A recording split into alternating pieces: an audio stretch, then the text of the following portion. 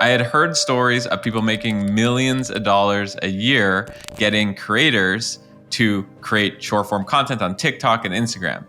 But I didn't know how they were doing it. I had Cody Schneider come and teach us how to actually make this happen. He shared all the tools you need to use, how to manage it, why creators with 0 followers are better than creators with 100,000 followers.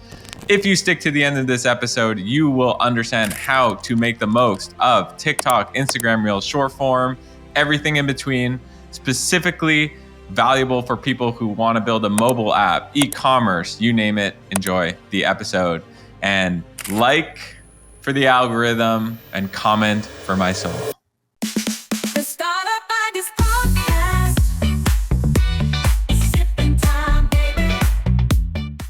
Cody, by the end of this episode, what are people going to take out of it?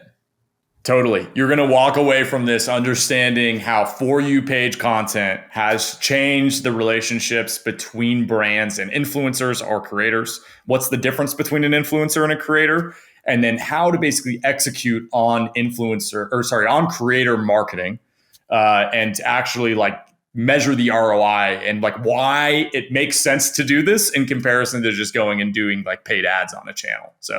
And today we're going to talk about short form specifically, right? Because we've talked about long form on the pod together, but today we're going to talk about short form, right? Today we're going to talk about short form, how it fits into your marketing strategy, and how this can be used for, the apps that you're building with, that you're vibe coding, and what types of companies that this works well for, and what types of companies this doesn't work well for. So. Cool. Let's get into it. I will say I am somewhat skeptical of short form versus long form. As you know, I love... You're biased though, baby. You're biased. I know. So I hope that by the end of this, I'm going to be Mr. Short Form. So let's see. I think it can work. Again, there's certain types of companies that this is best for. This is best for social app, B2C applications, right? So mobile apps. This is best for products that have one killer feature that they're doing. So think about something like an Incogni, right? Where it's data brokers are selling your emails, right? Something like that. This company, basically blocks the sell of their data broker, that type of thing where it's simple. It's way better. What this isn't good for is something where there's a learning curve, and that needs to have more of a long form, kind of upskill on how to use the product, if that makes sense. So yeah, but cool. To start, let's just talk about creators versus influencer marketing. I talk to so many boomers and Gen X that are followers, man. They don't have anything. Why are we working with them? And it kills me because that's not how the internet works anymore whatsoever. So social has evolved. TikTok changed everything. It basically took it from who you follow and your social graph is how you get served content to what you're interested in. It's going to understand you better than yourself. And it's basically just going to give you this unlimited drip feed of brain rot that's going to keep you on platform as much as possible. So why did they do this? And that is the answer, is because it keeps you on platform longer than when it's just social graph content. So people can say, yeah, I miss the old Instagram where it's I just would see my friends post. Newsflash, they are there to make money. The only way they make money is by selling your attention. And to keep your attention the best right now is by basically showing you content from this For You page algorithm that is most likely to keep you present, most likely to keep you on this. And all of them are doing this now, right? If you look at Twitter, if you look at Instagram Reels, if you look at LinkedIn, if you looked at YouTube, they're all For You page content where there's this discovery mechanism that's in it. So as a brand that's thinking about this as a marketing channel, you need to focus on really the creators are the value that exists. Somebody that understands your niche and how to get views and traction within the category that you're in is the most valuable part of this. I don't really care if an influencer, and we can just break down the numbers, right, Greg? So but say I go and this influencer has, we'll say 100,000 followers, right? And here's this creator and they have 0 followers when I start working with them, right? But I'm going to break down like why this works. So the influencers, say I go and I pay them, they're going to charge me whatever. We'll say $2,000 for a post, right? Or something ridiculous. And the idea traditionally is that like, I would be tapping into the trust of their audience. People and all of our data supports this. People do not make purchasing decisions largely off of like influencers. They make them off of creators that are consistently talking about these things. Influencers only work if you're at like a massive scale, like you're like a Kim Kardashian or something like that. But there's a reason that they're going and making their own products to sell to their audiences that they've cultivated, because they know how valuable the audience is, right? Like for those brand deals. So the breakdown here, say I pay them $2,000. In contrast, and we'll say that the post, that's for like one post. And it's a 1 out of 10 that a post has some virality, right? Like we know you play this game, like with YouTube, or in all of the other content that you do. Out of all the content that I publish, one of them will outperform. It'll be the outlier to the rest of them. And so if I'm only getting one at bat, and I know that it's 1 out of 10, right? There's only a 10% chance that thing actually like is an outlier from a content standpoint. And so maybe this thing gets, and this is not like unrealistic, only 30,000 views, right? In contrast, if I go work with a creator and the payment for that creator, right? So we're going to just like break this down. So the followers is 10,000, cost is 2,000, and post views is 30,000. In contrast, if I work with a creator and I pay them $900 a month to do a post per day. Sam Altman, the co-founder of OpenAI, just said that it is the era of the idea guy, and he is not wrong. I think that right now is an incredible time to be building a startup. And if you listen to this podcast, chances are you think so too. Now, I think that you can look at trends to basically figure out what are the startup ideas you should be building. So that's exactly why I built ideabrowser.com. Every single day, you're going to get a free startup idea in your inbox, and it's all backed by high quality data trends. How we do it, people always ask. We use AI agents to go and search what are people looking for and what are they screaming for in terms of products that you should be building. And then we hand it on a silver platter for you to go check out. We do have a few paid plans that take it to the next level. Give you more ideas, give you more AI agents, and more almost like a ChatGPT for ideas with it. But you can start for free, ideabrowser.com. And if you're listening to this, I highly recommend it. On TikTok, Instagram Reels, YouTube Shorts, so across all the channels. And I know that 10% of those 30 posts, right? So 30 times 0.1 are going to just outperform the rest of them. It's a greater likelihood that I get a better return on that $900 than I get on this $2,000. And the only reason that this works is because it's For You page content, right?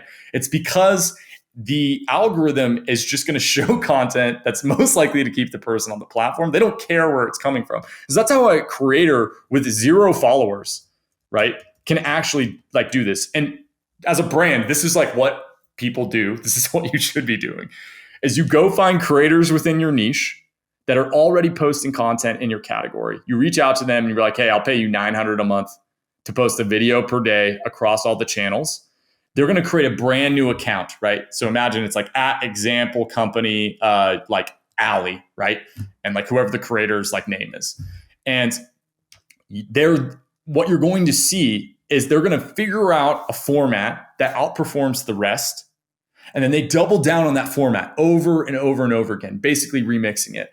And from this, what ends up happening is I'll go, like one of these videos will pop, and say one of those videos goes and it gets me 100,000 views, right? So when we break down the CPM, which is the cost per 1,000 views, this is this old marketing metric, right? The cost per 1,000 views ends up being way cheaper for the creator-led marketing than it does for the influencer-led marketing, even though the influencer has more followers. And so this is the arbitrage that exists between creators and the influencers. Other thing we have to think about here, though, is if I just took that same money, that 900, and I took that to Facebook, and I paid that $900, right? The average CPM on Facebook is about $6, depending on which like category you're in. So of that 900, right, I would only get 150,000 impressions. Okay. So as long as the creator has a couple of these that hit, and we'll say maybe in aggregate, they do 500,000 impressions, right? So I'm paying $900 for 500,000 impressions. So the cost per 1,000 impressions is going to be $1.80. So we'll say $2, right? So I'm getting a CPM by working with these creators. I'm getting a CPM that's cheaper than what I could pay on Facebook. And this is the real like arbitrage that's here. This is why people are like obsessed over this, are doing this, et cetera. Like, you know, you go down the list. And the other piece of this is you don't work with just one creator. You work with like 5 to 10 of them. And there's this compound learning effect that happens. So if I have a video day going out from 10 different creators, that means that I have 10 different videos that are dropping. And of those 10 videos, one is going to hit, one is going to be an outlier. Like it's like just, you know, based on the math. I take that learning and I share that with all my other creators. And then it creates this growth flywheel where there's like more surface area for learning on this, like like what content types are most likely going to create basically reach for the product. And so that's kind of the like theory behind it. Now we'll get into the actual like application. But before we do that, questions I can try to answer? I mean, I would love to see some examples of like, have you seen this work? Yes. Like, is it Absolutely. just theory or does it work? 100% it works. And it's just like, again, like we've talked about this in other videos, like you're looking for marketing arbitrage. Like if I can pay, say again, like we'll do TikTok, right? Like if the TikTok CPM is $8 to get in front of people, but I can get in front of them for $2, right? By doing creator-led marketing. Like that's a better allocation of the budget, the limited resources that I have, right? That's the whole game that we're playing here. Now the challenge is finding the creators that are like most likely to do this, most likely to actually create people to go and sign up for the product. But we can like show an example of like one. So my friend runs this company. It's called like Focus Tree. And this is like literally their exact strategy is they find these creators and that are in like, I don't know what you would call it, like like they basically use this. It's like an app where it's like you turn it on when you're studying, and it's like a don't use your phone type of app, right? Like a productivity app. So this is their exact strategy. I know Laurent has like scaled from like 0 to it's like 2 million users or something like that now. I don't know since the last time I talked to him like where it's at, but this is how this can be used. And again, it's all you're looking for is these outlier videos and then sharing that with your entire team, right? So this is just one of the like thousands of TikTok, the hundreds of TikTok usernames that are basically in this creator ecosystem that he's using. So why does this work? The product is included within the content. You're getting it at a cheaper cost than if you were paying TikTok directly for those ads. And then you also have this learning mechanism where it's basically these creators are using the learnings from everybody else to go and create more content. The best performers, you take those, you turn those into paid ads as well. It basically turns into like a UGC content form for your company. So you find the winners, pull those out, put ad spend behind them. They're gonna, if they work organically, they're also going to work in a paid setting. So also, organic always works better than paid. Just like think about it, right? You know, people don't love to buy things from a paid ad. They'd much prefer to buy it from, you know, content that feels organic. And that's what this feels like. I think like an old analogy to this strategy is like, you know, buying meta ads is almost like you're buying a billboard in a busy town square, and you're hoping that people are going to look up at the billboard and then they're going to convert. Versus what this is like you're almost giving out flyers, value add flyers around. Here's like the 10, you know, the 10 highest rated restaurants in this area, and like one of them is your restaurant, and it's like, oh, thanks for this like value add information, friend. Totally. Totally. And this is actually the best performing ads, right? Is when it feels like it's native content on the platform. And so like more and more, like I'm trying to make the ads look like they were edited on an iPhone, right? They were like recorded on an iPhone, dropped into CapCut, and then like edited in CapCut on an iPhone, or edited it literally in the Instagram app on the iPhone, right? So recorded on an iPhone 5S. Exactly. And I think that that's like uncomfortable to a lot of brands, right? To use media like that, because they're like, oh, we want to do this like super sexy, like, like shooting it with like a red camera. And it's like, we don't need to do that, right? Like literally we can hire some like 20-year-old creator that's just trying to like pay for school. And this is how these creators function, right? It's like they'll have brand deals with multiple companies. So say they're working with 5 different companies. They're making $5,000 a month while they're going to college. They have to post 5 videos a day. That's nothing for them. That's the whole angle here. This is like why they do this. So how do we, first of all, I've never thought of this sort of delineation between creators and influencers. I haven't really thought much about this strategy. I'm bought in. I want to do it. How do I do it? Yeah, totally. So the process here is first off, you need to find people that are talking about the content that your category is in. So say you're trying to like sell something to people that are like vibe coding, or like we'll do like Lovable as an example. So like, here's a great example of Lovable doing a strategy like this, right? Wow. Like .ai coding _dev.app. Like they're 100%, they at least tested this. And so, but this is probably a different strategy where it's like an in-house team is doing this, or they're like paying a Clipper or whatever, right? But we can get into the Clipper versus creator thing. I don't think Clippers is real. I think all the data is absolutely fucking fake, but we can go down that rabbit hole if you want. So the angle here though is basically you're trying to find people that are talking about this, like your category. And the only way to do this really effectively is just like going to TikTok and like scrolling and watching videos that are like the brain rot videos that are in your category. If you watch enough of them, you're going to get siloed into this like space. And then you're going to start seeing these recurring faces, these recurring creators on the platform. You go and reach out to them via DM, or sometimes they have like emails in their bios, and ask them, hey, I want to work with you, 30 videos per, I want to basically hire you on a cost per video basis, video per day for 900. And then that's the reach out process. Same play here is like, I'm basically like going to work with a bunch of them. I'm going to find the best performers. And then those best performers, I keep them on a retainer. I get rid of the worst, and then I restart my cycle, right? And so I'm just trying to add up as many of these creators as I can to find the best people.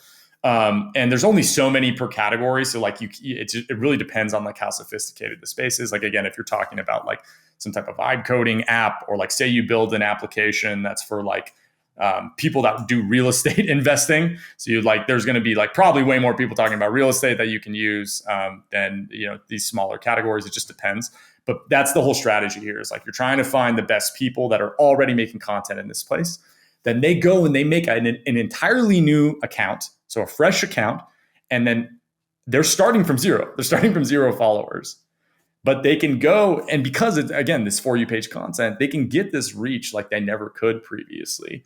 And when this is like executed well, right, you again like get this at a cheaper cost than what you're seeing in these other places. So that's how you find the creators. You reach out to them.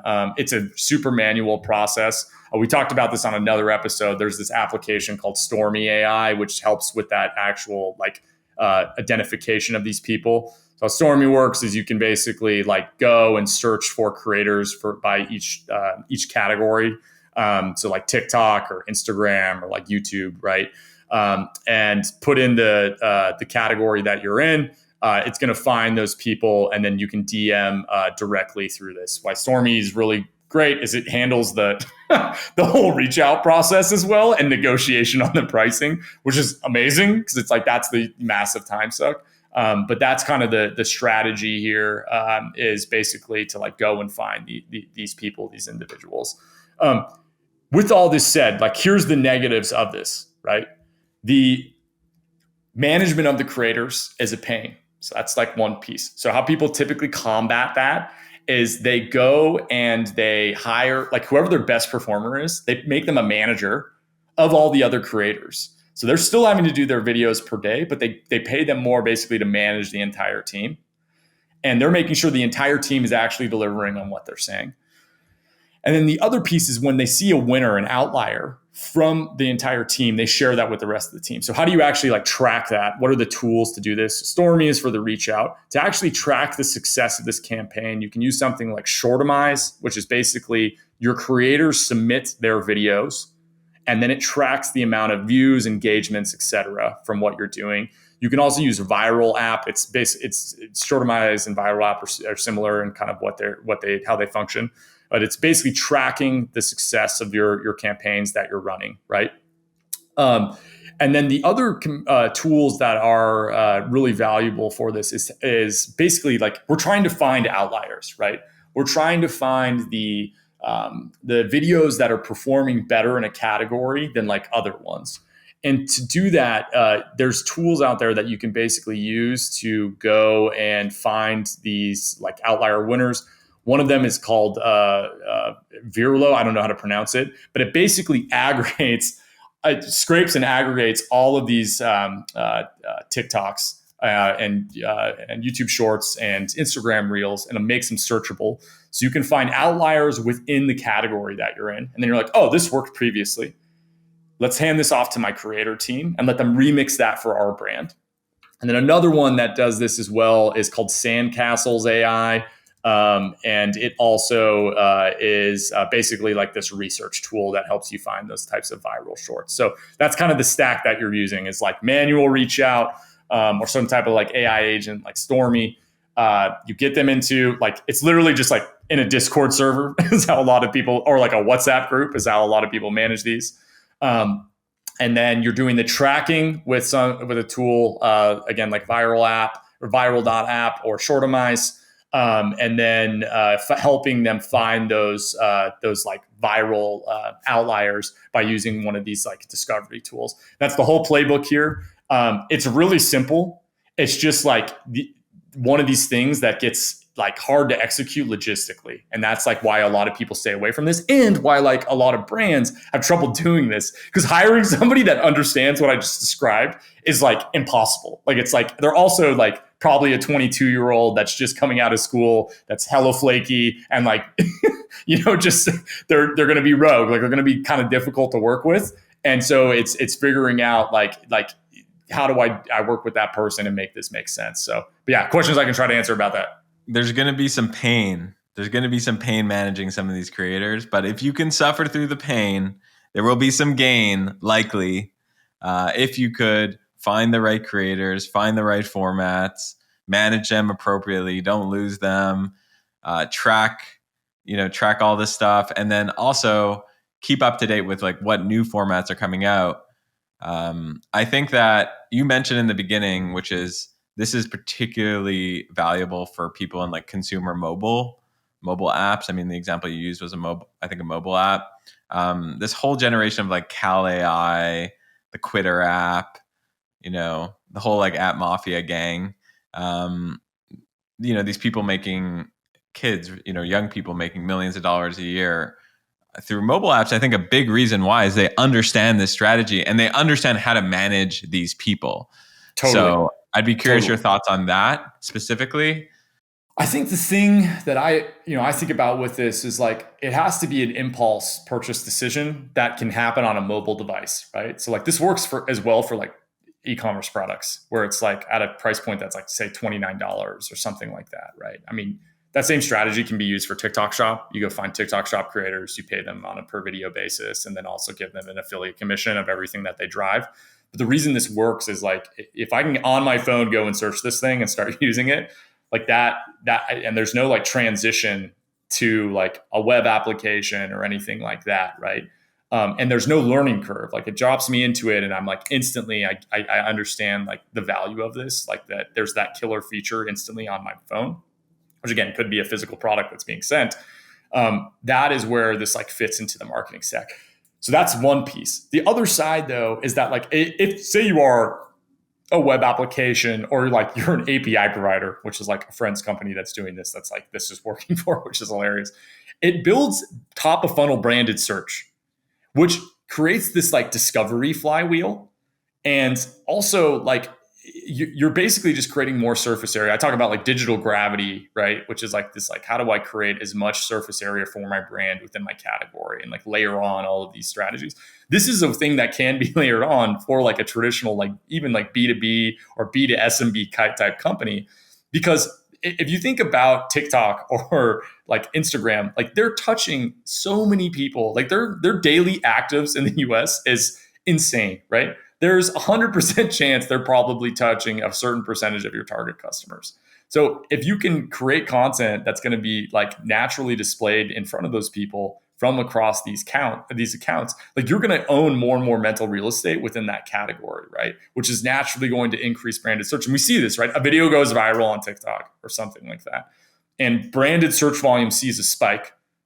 Like, and how we're tracking that branded search volume is in Google Search Console. You can say, hey, the query contains whatever my brand name is, right? So when you run these campaigns, what you'll see is that you will see like an increase in branded search. They see this in particular in e-com. It's actually wild. They go, you do this, you go viral on TikTok, right? And then the branded search on Amazon increases. Like absolutely wild, right? Like there's like a lift in basically the branded search that's like directly like on a platform that's not even related. And so that is like this other piece of this. It's hard to quantify like the value and the ROI there. But if you're just like, yo, I'm just trying to have an entire industry know that I exist, this is how this marketing strategy can be layered with something else. Like, again, I'm talking about like, you have to learn how to use the web application to actually like have it be valuable. This is like something that can be layered along with, say, like the YouTube creator strategy that we talked about previously, that you're getting like that very top of funnel, like kind of like brand awareness. And then you have the very bottom funnel, like, oh, I'm going to get these people to like convert. And I would think about layering these things and starting, okay, I start with the YouTube strategy and then I like layer on the creator strategy on top of that. So I love it. Cody, thanks for once again spilling the sauce. You are a G. Appreciate you. I'll include where to find Cody and his company Graft in the show notes for people to go and follow. Thanks again, Cody. And I'll see you next time. Happy to do it, G. Thanks for having me.